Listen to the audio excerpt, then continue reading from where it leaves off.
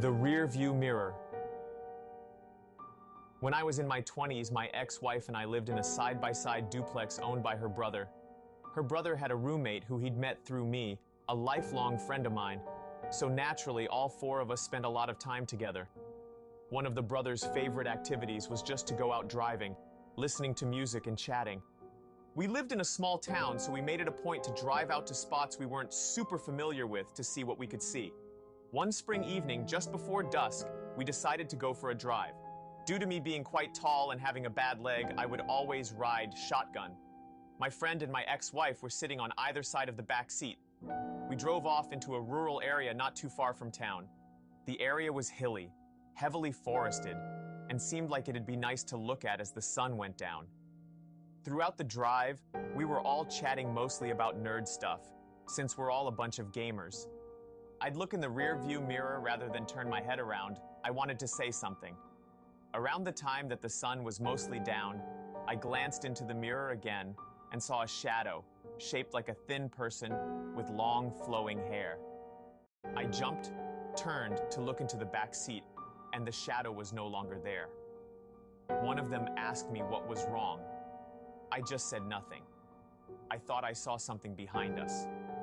After we got home, the night proceeded. As normal, we all went to bed around 3 in the morning. At some point, I woke up and started hearing a strange sound. I opened my eyes, and several feet above the bed, I saw the same shadow figure.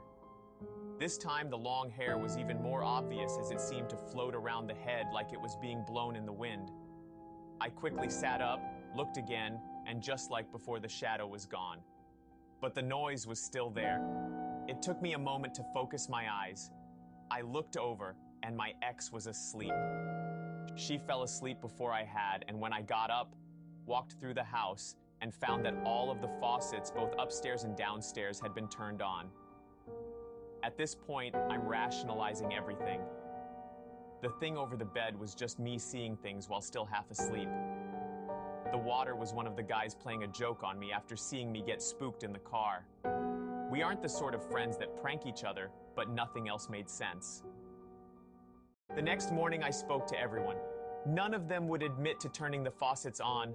I told them the whole story, laughing it off as my tired mind playing tricks on me.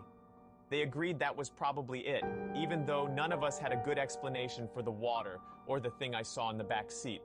Despite all that laughing after that, my brother-in-law never chose to take us up into those woods again. Subscribe and follow for more.